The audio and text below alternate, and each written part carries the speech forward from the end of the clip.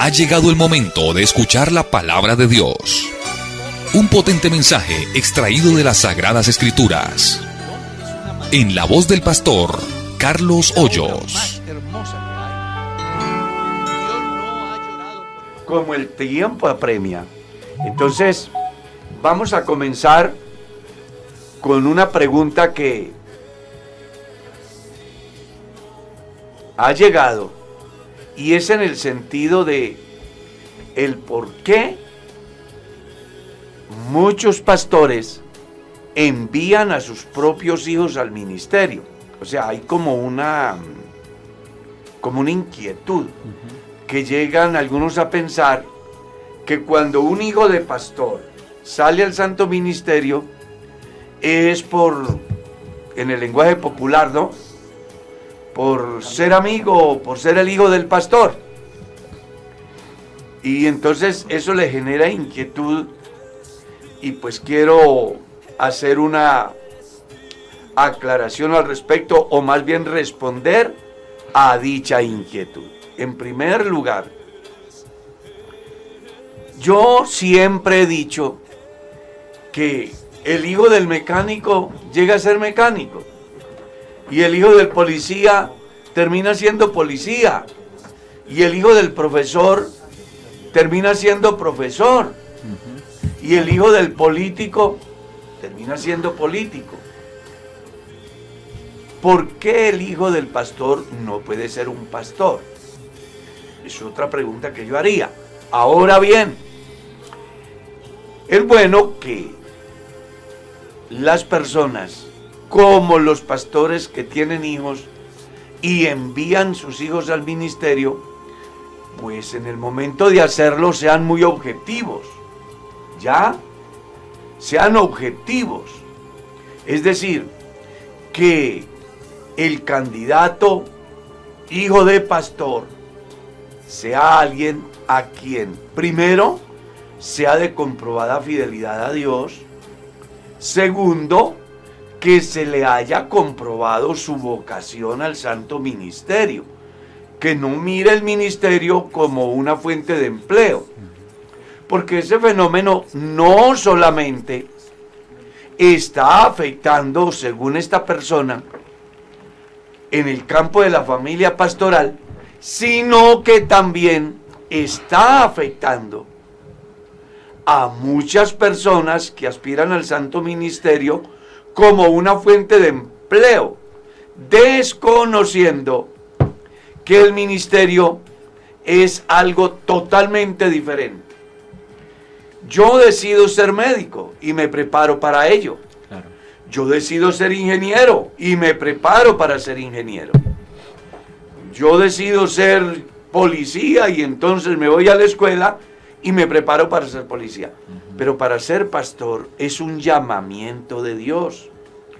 La persona debe de tener el llamamiento dado por Dios, y que se exterioriza en la vida del llamado a través de tres cosas muy importantes. Una, visión. Dos, compasión. Y tres, acción.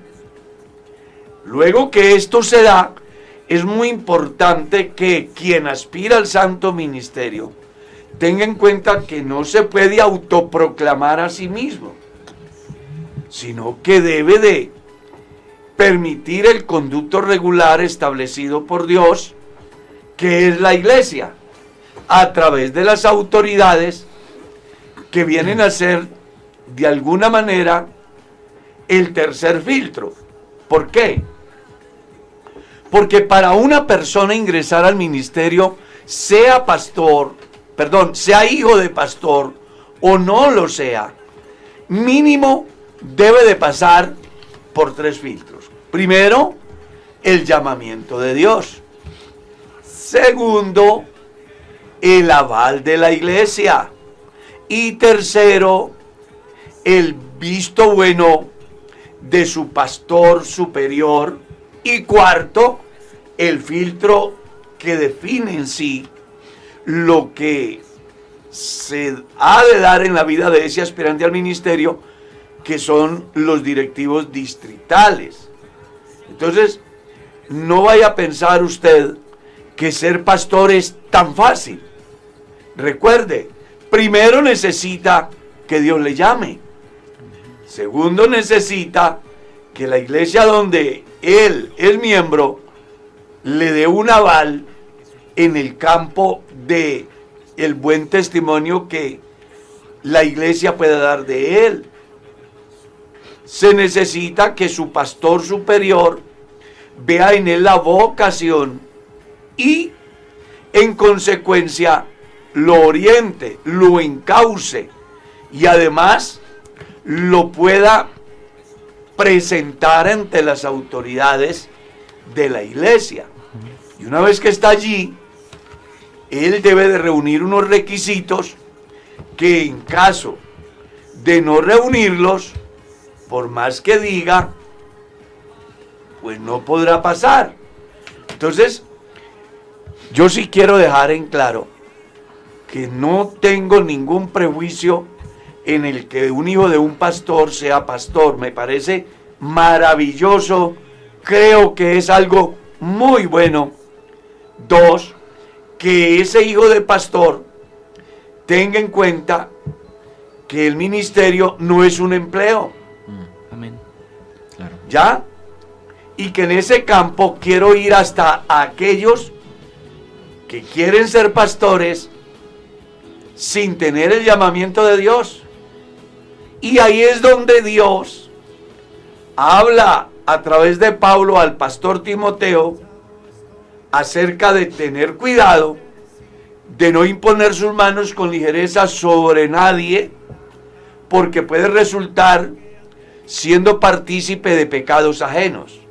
Es decir, si yo soy el filtro que Dios tiene para que un hombre salga al santo ministerio y por empatía con un hombre yo lo postulo y lo presento ante los superiores y de alguna manera él logra pasar, pero no es llamado por Dios, y donde va genera desórdenes, problemas, inclusive hace daño a la comunidad. A eso es a lo que Pablo dice que se participe en los pecados ajenos. Entonces, es bastante serio esto. Ojalá que así lo entienda cada aspirante al santo ministerio, y en el caso particular de la inquietud presentada, tenga en cuenta el pastor que si es su hijo, él por ser hijo de pastor no puede tener privilegios superiores a sus demás, ¿qué se puede decir? A sus compañeros aspirantes. Sí, señor. Porque el hecho de ser hijo de pastor no lo hace mejor ante Dios, pues la salvación de los hijos de los pastores depende de un milagro, como el que debe de darse en la vida de cualquier persona. Y el llamamiento al santo ministerio debe de darse de igual forma a como se da en cualquier persona a quien Dios llama para que le sirva. Sigamos, amén, hermano. Pastor, tenemos un oyente que quiere saber, quiere que su merced le explique quién era Azazael. Bueno, en el orden bíblico se manejaba, era una figura de la suerte, ¿ya? Y que estaba relacionada con el macho cabrío, uno que era ofrecido a Jehová por la expiación, y el otro que era enviado al desierto. ¿Sí? Sí, señor. Resulta que cuando se daba el momento de hacer o de tomar dicha decisión, el sacerdote echaba suerte bajo ese concepto, y el que salía por la suerte de Azazel, entonces lo enviaban por un camino distante. Hay incluso alguna tradición que dice que lo precipitaban por un despeñadero, de tal manera que nunca volviera. Y eso representaba que el pasado en la vida de la persona por la cual se ofrecía el sacrificio nunca volviera a ser tenido en cuenta. Sí, señor. Y el otro que era ofrecido a Jehová. Bien. Sigamos. Sí. La otra pregunta dice, Dios les bendiga, un saludo muy especial para mi pastor Carlos y la mesa de trabajo. Mi pastor, ¿cómo puedo aconsejar a mi hija de 14 años que dice que no cree en Dios y somos creyentes desde que ella nació? Bueno, lo primero que vamos a tener en cuenta ahí es, nosotros instruimos a nuestros hijos desde niños, les inculcamos los valores cristianos. Entonces la persona me dice, sí, pastor, nosotros hicimos el altar familiar, la llevamos a la escuela dominical, siempre le compartimos la palabra, nos reunimos a orar, a leer la palabra, y ya tiene 14 años y dice que no cree en Dios. Bueno, usted no puede obligarlo a que crea en Dios, pero casi siempre ese fenómeno se da por la etapa que está viviendo el adolescente. Claro. Aquí lo que usted debe de tener es carácter cristiano para no permitir que su hija o su hijo adolescente, justificando sus malas acciones bajo la palabra, es que yo no quiero creer en Dios, vaya a hacer lo que quiera. Entonces dígale a su hijo adolescente, listo, no te vamos a obligar a creer en Dios. Si tú no quieres aceptar la obra de Dios, nosotros no te vamos a obligar. Pero usted no nos va a imponer aquí su pensamiento, ni su forma de vida, ni le vamos a admitir aquí sus malos comportamientos. Así que como usted es una niña o un niño que no tiene la capacidad de asumir responsabilidades reales ante la sociedad, ante la ley, entonces vas a hacer aquí lo que se diga aquí. Que yo no quiero ir a culto, vas a ir a culto porque estás en casa, comes en casa, duermes en casa, te educamos en casa, todo a través de la bendición de Dios. Así de sencillo. No vamos a obligar a nuestros hijos a que sean cristianos, pero no vamos a permitir a que ellos nos obliguen a hacer y aceptar lo que ellos quieren imponer en casa. Porque eso sería, como en un estado, obligar a la autoridad a someterse a lo que los grupos que no comparten las filosofías del Estado quieren someter al Estado. Sí, señor. Claro. Hay un orden de autoridad. Así que en ese orden de ideas, usted como cabeza de hogar o padres de familia son la autoridad en el hogar. Y aunque su hijo diga que no, usted debe de hacerle saber que sí. Porque aunque usted diga que no respeta el semáforo, la ley le dice que tiene que respetarlo. Porque si no la respeta, entonces está en riesgo tu vida, la de un peatón, y si logras salir, al cruzar el semáforo en rojo, el policía te espera enseguida, y si no está el policía, la cámara, y luego te llega la sanción, para enseñarte que no estás fuera de la ley. Así también nuestros hijos deben de entender que no están fuera de la ley del hogar. Los hijos tienen derechos a ser amados, a ser respetados, a ser educados, a tener una vivienda digna, a tener alimentación, a tener salud, a tener recreación. Pero ellos tienen unos deberes, y es obedecer a sus padres y honrar a sus padres. Como los padres tienen unos derechos, ejercer autoridad sobre sus hijos, criarlos en disciplina y amonestación del Señor. Tienen ese derecho. pero también tienen el deber de no provocarlos a ira. Claro. Entonces aquí la mejor manera de entender cómo funciona una familia de manera correcta es poniendo en práctica la gran conferencia paulina en el capítulo 5 del verso 22 de la carta a los Efesios al verso 4 del capítulo 6 de la misma carta. Creo que ahí es donde vamos a poder entender cómo es que debe de funcionar nuestro hogar. Así que, estimada hermana o amiga, si su hijo no quiere creer en Dios, no lo podemos obligar. Pero ellos tienen que respetar las normas del hogar. Claro. Y entre esas normas debe de estar la parte esencial y fundamental de la vida de la familia, que es Dios. Claro que sí. Sigamos. Dice, pastor, mi pregunta es, ¿será pecado que crememos el cuerpo de mi madre siendo nosotros cristianos?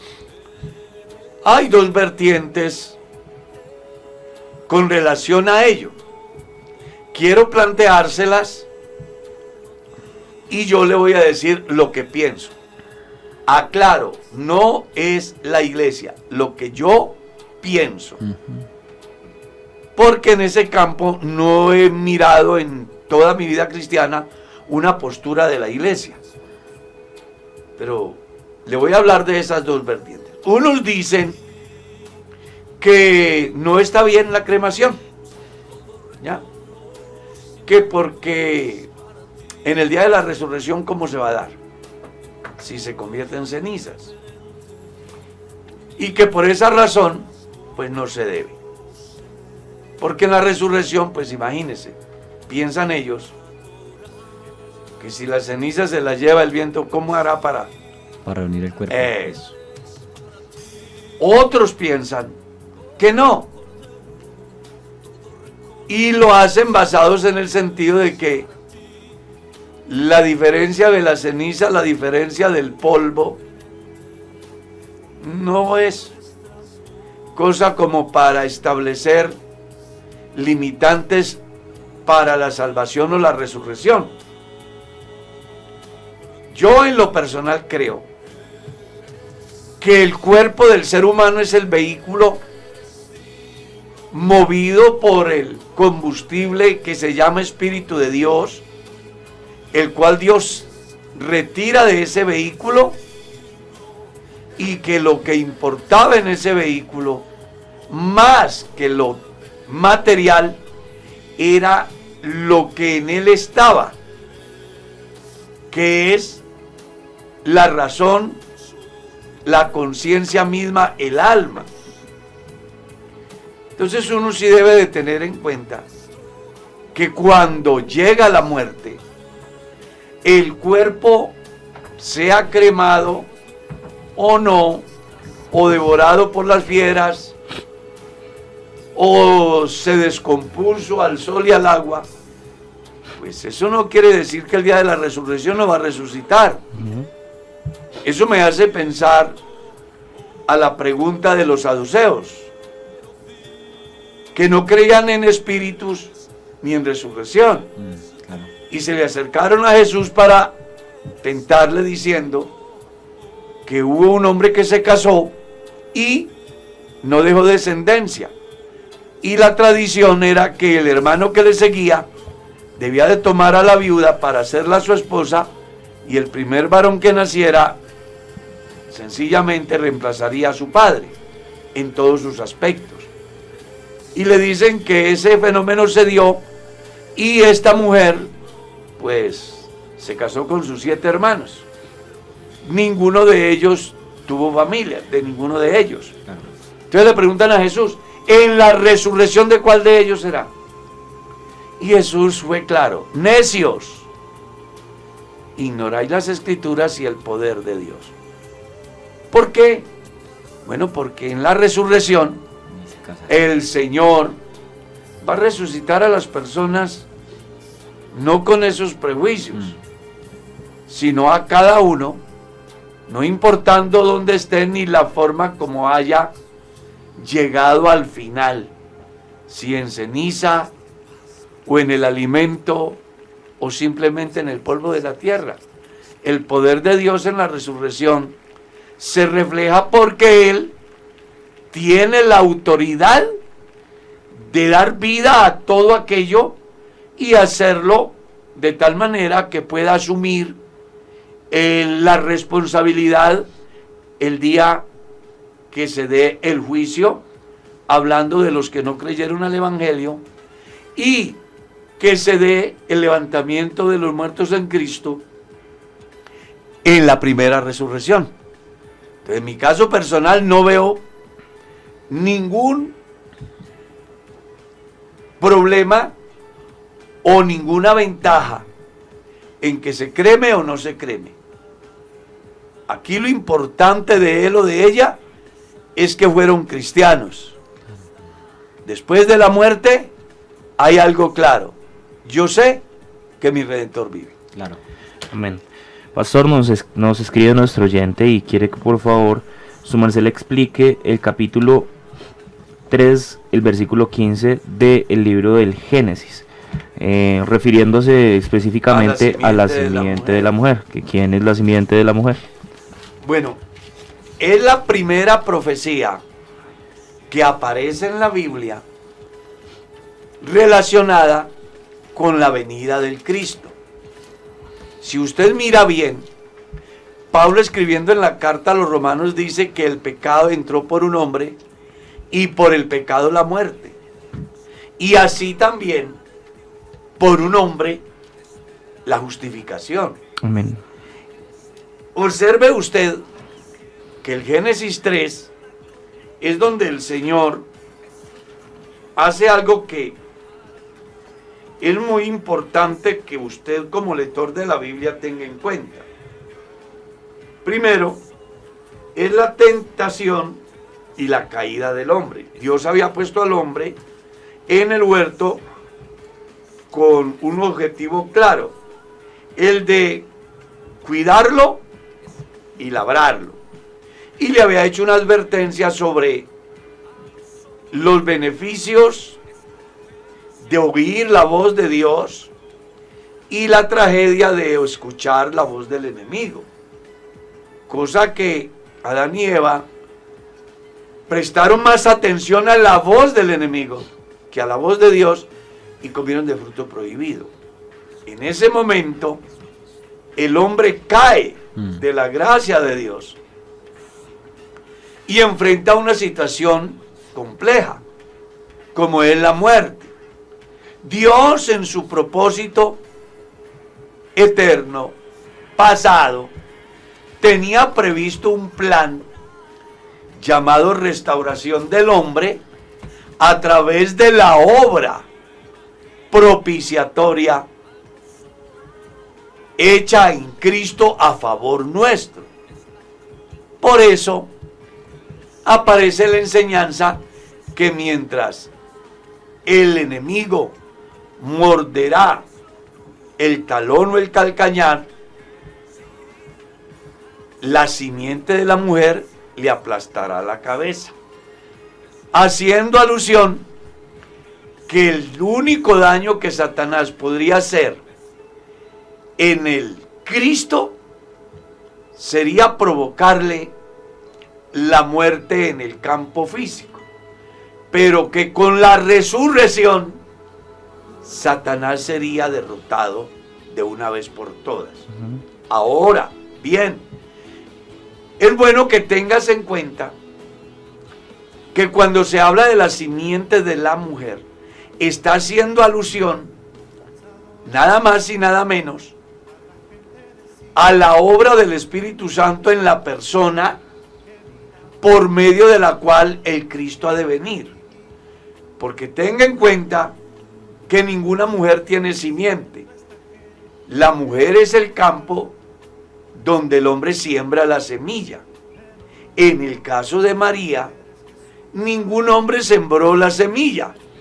El ángel le dijo a José que lo que había en ella era engendrado del Espíritu Santo. Por eso, la simiente que nace de María es el Cristo el cual venció a Satanás en la cruz al morir por nuestros pecados, claro, y en la tumba al resucitar para nuestra justificación.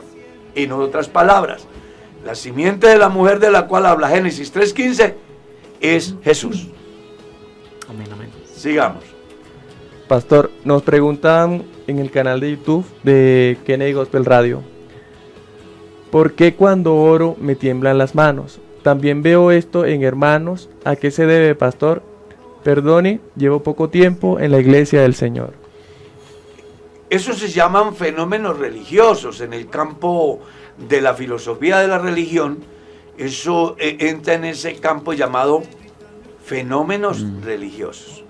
Y están dados en muchas de esas expresiones, se dan en razón a la dedicación que tiene la persona en el momento de su vida devocional, donde se conecta con el cielo de tal manera que desconoce en algunos casos lo que está sucediendo en el escenario.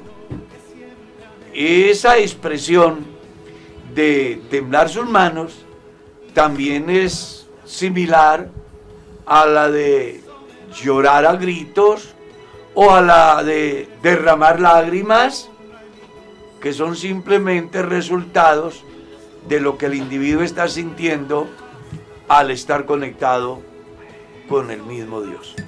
Claro. Amén, amén. Hay otra pregunta que dice: el Señor Jesús los bendiga, pastor. Mi cuñada se congrega en otra denominación. Ella dice que Dios le habló y se quiere separar de su esposo, o sea, mi hermano. Pues Dios, en ese caso el Dios de la señora le habló Sí, muy mal. le aconsejó mal. Porque nunca Dios avala la separación de una persona. Ese fenómeno se da en algunos movimientos donde tienen presuntos profetas que tienen la osadía de decirle a las personas qué deben de hacer, Sí. y como son corrientes subjetivas y engañadas por el mal, pues afectan a los crédulos y se dan esas rupturas. Pero Dios jamás le hablará a una persona que se separe, que abandone. Eso nunca lo hará Dios. ¿Se dan separaciones en las parejas cristianas? Sí. ¿Se dan divorcios? Sí. Pero no porque Dios, sino por la dureza del corazón del hombre, según está escrito en San Mateo capítulo 19. Amén. Pastor, nuestro oyente quiere saber cuál era el aguijón que tenía Pablo. Pues le voy a decir lo que el común de los escritores dice, porque pues yo no estaba ahí ni era médico para saber el problema de Pablo. Pero según las huellas bíblicas, muestra que era un problema de los ojos.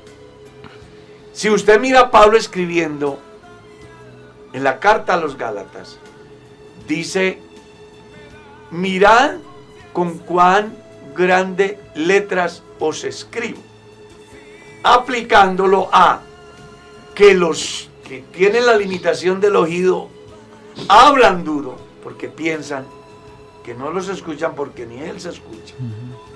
Así también los que tienen problemas en la visión, pues tratan de hacer sus signos lo suficientemente grandes como para que quien los vea los pueda entender.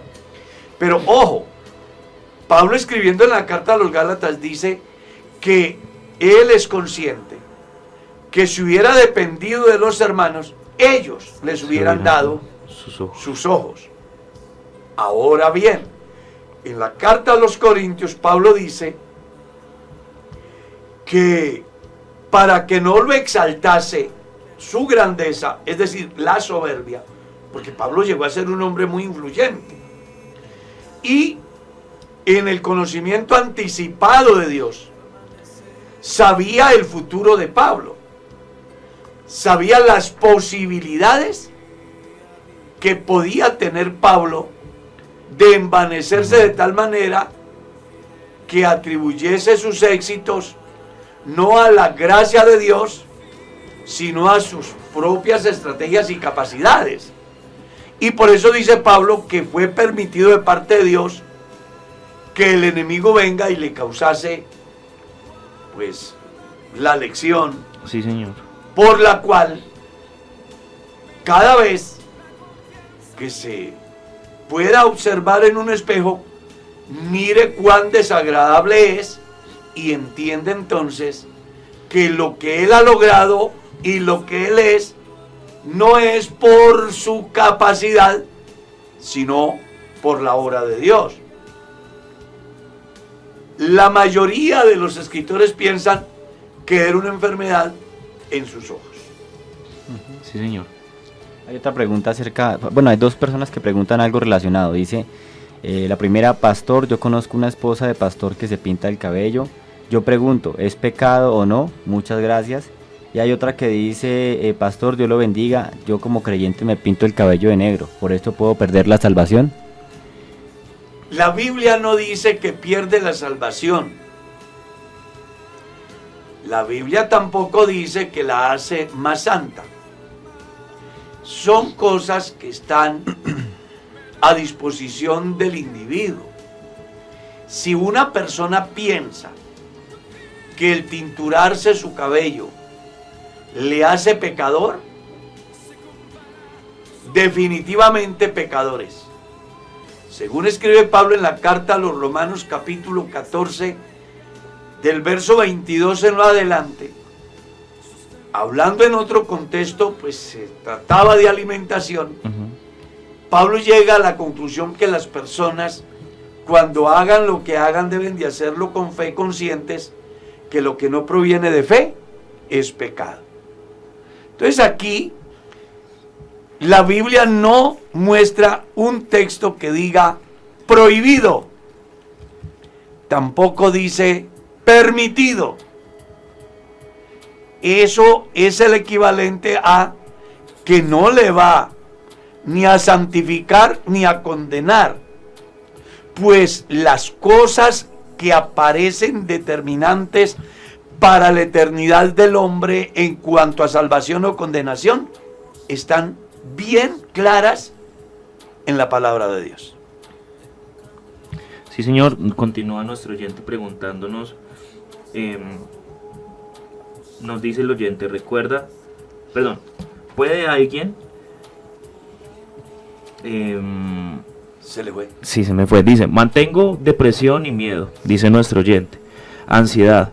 Cuando duermo tengo pesadillas. A veces veo cosas como figuras o demonios, dice él. ¿Qué consejo me puede dar, pastor? Gracias.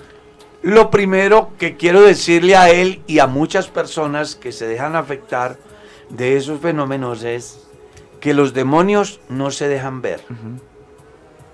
Se manifiestan a través de, pero un demonio es un espíritu. Sí, señor. Es una corriente que se ha venido dando entre los cristianos y que es muy común en algunos movimientos religiosos ajenos a la iglesia del Señor, donde están plagados de espíritus. Usted escucha sus reuniones, alguna reunión de sus líderes, y se lo pasan echando los demonios las 24 horas. Sí, señor. Yo dije alguna vez a alguno de ellos que se me hacía muy raro que en un lugar donde supuestamente estaban adorando a Dios y era un lugar para Dios, no hubiera gente sino demonios. Sí, señor. ¿Ya? Entonces yo creo que más bien es un problema psicológico de la persona. Si la persona piensa que todo lo que le rodea es un espíritu, es un demonio, hombre, perdone lo que les voy a decir, el cerebro es tonto, el cerebro cree todo lo que le dicen. ¿Ya? Y aquí es interesante que quien tenga ese problema, pues acuda a Jesucristo para que le libere de todas esas cosas y una vez libre, entierre todo su pasado y comience a disfrutar de una vida nueva en Cristo. ¿Ya? Claro.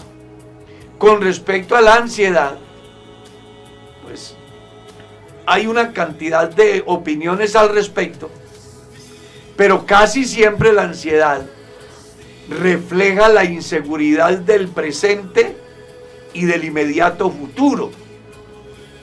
Cosa que, si usted ha conocido a Dios, hay 3 tiempos en los cuales usted debe de fijarse en uno para no traerlo a la memoria.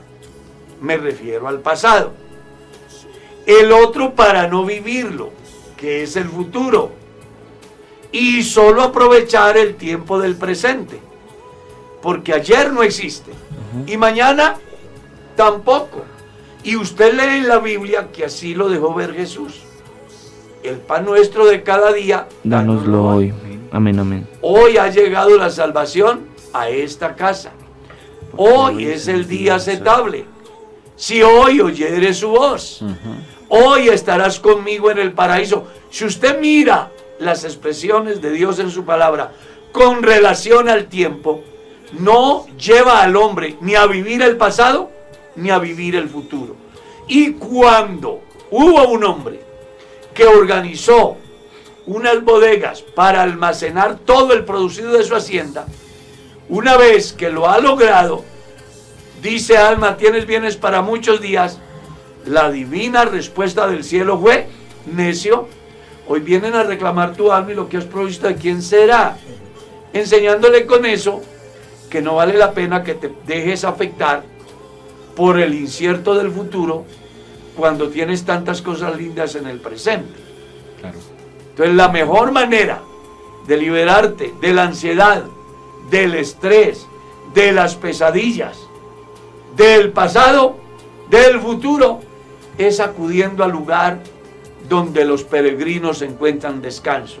Y Jesús fue claro: vengan a mí los que están trabajados y cansados, y yo los hago descansar.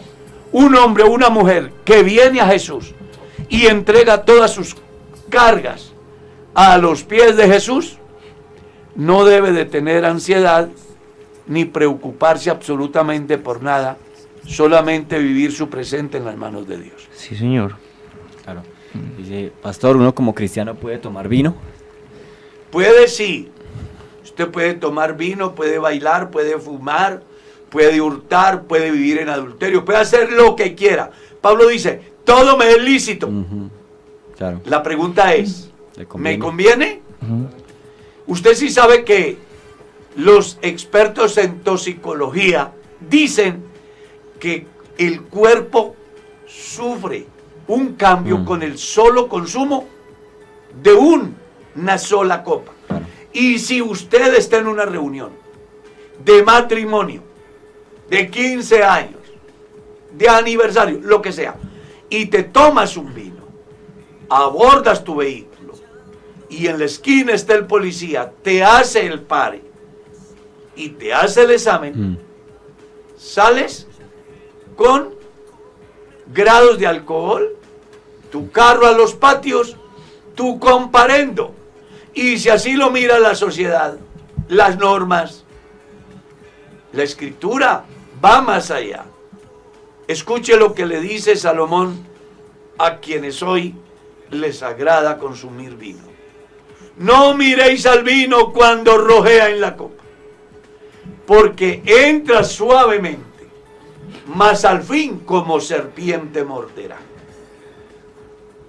Y luego comienza a describir las consecuencias de ello.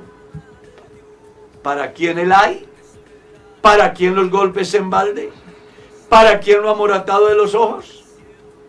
Y Pablo, escribiendo en la carta a los Efesios, decía: no se embriaguen con vino, En la cual hay disolución. en lo cual hay disolución. Entonces, ahorita mismo puede haber un cristiano diciendo: sí, es que la Biblia dice se embriague, pero es que un vino no embriaga. El problema es que nadie se embriagará si antes no se toma un vino. Claro. Yo pienso que lo mejor que debe hacer el cristiano es llenarse del Espíritu. Amén, amén. Porque cuando se llena del Espíritu Santo, los vinos y cuán cerca puedo estar del pecado, desaparece del pensamiento humano. Sí, señor. Sigamos. Dice nuestro oyente, la pregunta que hace es, ¿por qué la mayoría de los cristianos no quieren observar y aún ni siquiera conocen los 10 mandamientos, si el mismo Señor dijo que el que guarda mis mandamientos tiene mi amor? La persona que tiene la inquietud no ha entendido que el fin de la ley es Cristo para justicia a todo aquel que cree en Él. Eso es lo que dice la Biblia. Amén, amén. Nadie pudo vivir los 10 mandamientos. Nadie. Claro. Nadie pudo cumplirlos. Es bueno que las personas entiendan eso. Y no porque la ley de Dios sea mala, sino porque yo por naturaleza Claro. soy pecador. Y eso hace que yo no pueda someterme a la ley de Dios. ¿Qué Pablo dice eso? La carne no se sujeta a la ley de Dios. Tampoco puede. Y aclara, Tampoco puede. y tampoco puede. Mm. Entonces, como no era posible que Miguel, que Carlos, que Sebastián pudieran someterse a la ley de Dios, porque tampoco podía. Entonces hubo uno que tomó mi lugar. Y a eso es a lo que se refiere Pablo en la carta a los Romanos capítulo 8 cuando dice, lo que era imposible para la ley por cuanto éramos débiles en la carne, Dios, enviando a su Hijo en semejanza de carne de pecado, a causa del pecado, condenó nuestros pecados en la carne de Jesús. Amén. Que es lo que dice Isaías capítulo 53, cuando dice, todos nos descarriamos como ovejas, y cada cual se apartó por su camino, mas Jehová cargó en él el pecado de todos nosotros. ¿Ya? Y por eso leemos otra vez en el capítulo 8 de la carta a los Romanos, que de la única manera que el hombre puede vencer la ley del pecado, que es en sí lo que muestra la ley de Dios. O sea, nadie fue constituido pecador si la ley no dijera que aquello era pecado. ¿Está claro? Sí, señor. Una vez que apareció la ley, apareció el transgresor. Sin ley no hay pecado, pero una vez que vino la ley, entonces aparece el transgresor. Y como el transgresor no pudo reunir las demandas para su bien exigidas por la ley, entonces vino uno y las cumplió en su cuerpo, para que ahora podamos decir, como dijo Pablo, la ley de vida en Cristo Me ha librado de la me ha librado de la ley. ¿De cuál ley? De esa que me decía que soy pecador. Sí, ¿Y señor. cuál es esa ley? La ley de la cual la persona está hablando, llamada los 10 mandamientos. Sí, señor. Entiéndase en este campo algunos aspectos. Todo lo relacionado a la ley, porque del decálogo se van a desprender, aparte de eso, una cantidad de leyes muy interesantes. Hay unas que son trascendentales hasta hoy, hay otras que no tienen nada que ver con el hombre de hoy. Me refiero a lo que son leyes morales y leyes ceremoniales. Entonces, las morales hasta hoy, las ceremoniales terminaron con la obra de Cristo en la cruz, porque Él es el verdadero Cordero, Él es el verdadero sustituto, Él es el verdadero sacerdote, Él es el cumplimiento de la ley. Por eso cuando una persona viene a Jesús, se da por entendido que la ley que se me demandaba a mí fue cumplida en Cristo. ¿Y qué era lo que decía la ley? Que a causa de mi transgresión yo debía de morir. Ujú. ¿Qué fue lo que hizo Dios? Gálatas 3:13 dice, lo que era imposible para la ley por cuanto éramos débiles en la carne, Amén. Dios enviando a su Hijo en semejanza de carne de pecado, a causa del pecado, condenó nuestro pecado en la carne. Y dice Pablo en la carta a los Gálatas, Cristo nos redimió de la maldición de la ley, hecho por nosotros maldición, como está escrito, maldito todo aquel que es colgado en un madero. Entonces, los cristianos hoy no vivimos pendientes de observar el sábado, porque el fin de la ley es Cristo. No vivimos pendientes de observar las nuevas lunas ni las festividades judías, porque Isaías capítulo 1 enseña, ¿de qué me sirve, dice Jehová, la multitud de vuestros sacrificios? Hastiado estoy de holocaustos, de grosura de animales. No me traigáis más vanas ofrendas. El incienso me es abominación. Luna nueva, el convocar asamblea no lo puedo sufrir. Son iniquidad vuestras fiestas solemnes. Vuestras lunas nuevas y vuestros días de reposo los tiene aborrecidos mi alma. Me son gravosos. Cansado estoy de soportarlos. Luego les dice que en vez de hacer esas cosas, lávesen, límpiesen, dejen de hacer lo malo, comiencen a hacer lo bueno. Vengan, dice el Señor, y estemos a cuentas. Si vuestros pecados fueren como la grana, como la nieve, serán emblanquecidos. Si fueren rojos como el carmesí, vendrán a ser como blanca lana. Pero para que ese milagro transformador se dé, el individuo afectado debe de tomar una decisión. Si quisiereis y oyereis, comeréis del bien de la tierra. Dios lo deja a opción del hombre, el bienestar o el malestar. Sí, y cuando usted vive mal delante de Dios, guarde sábados, guarde fiestas, haga lo que quiera, eso no sirve para nada. En el capítulo 2, el versículo 11 del libro de Oseas, leemos, dice Dios, haré cesar todas sus fiestas, sus lunas nuevas y sus días sábados, dice la Escritura. Jesús fue más allá en el capítulo 12 del Evangelio según San Mateo, cuando sus discípulos están siendo cuestionados porque ellos recogen espigas un día sábado y comen. Él les dice a quienes los están juzgando, si supieses qué significa misericordia quiero y no sacrificio, no condenarías a los inocentes, porque no existe el hombre por causa del sábado, sino el sábado por causa del hombre. Y punto seguido, encontró un hombre con una mano seca y le hizo una pregunta a los que allí estaban: ¿es lícito sanar en día sábado? Y ellos le dijeron: 6 días tiene la semana, en ellos venid y sed sanados. Jesús les ha dicho: ¿y a cuál de ustedes, si se le cae el buey o la oveja en una zanja un día sábado, no va a rescatarla? Y ahí mismo reaccionaron: claro que sí. Jesús les dice: ¿y cuánto más vale un hombre que una oveja? En consecuencia, le restauró su mano.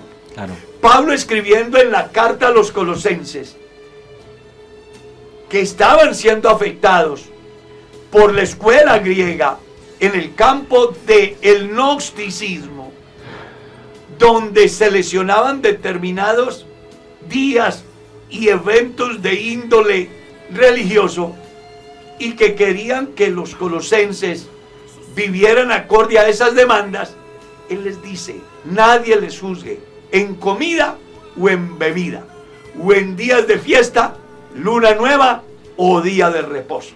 Cosas que eran sombra, pero ahora la realidad es Cristo. Amén, amén. Por eso les enseña que los colosenses y cualquier cristiano hoy está completo en Cristo, amén, porque Él es la cabeza de todo principado, potestad y dominio. Y el que tiene a Jesús, lo tiene todo. Cuando yo tengo a Cristo en mi vida, desaparece el pensamiento de la Navidad, desaparece el pensamiento de la llamada Semana Santa, desaparece el pensamiento de las ceremonias judías, desaparece el pensamiento de los continuos sacrificios, porque está escrito en el capítulo 10, el versículo 11 de la carta a los Hebreos: ciertamente todo sacerdote está día tras día para ofrecer y administrar muchas veces los mismos sacrificios que nunca pueden quitar los pecados, pero Cristo, habiendo ofrecido una sola vez un solo sacrificio por todos, los Amén. pecados, se ha sentado a la diestra de Dios. Ojalá que usted comprenda que lo único que el ser humano necesita en su vida Amén. para ser salvo es a Jesucristo. Amén. Si lo recibes como tu Salvador hoy, despreocúpate de lo demás, pues tu salvación ya fue hecha. Cristo murió por nuestros pecados y resucitó Así es, para hermanos. nuestra justificación.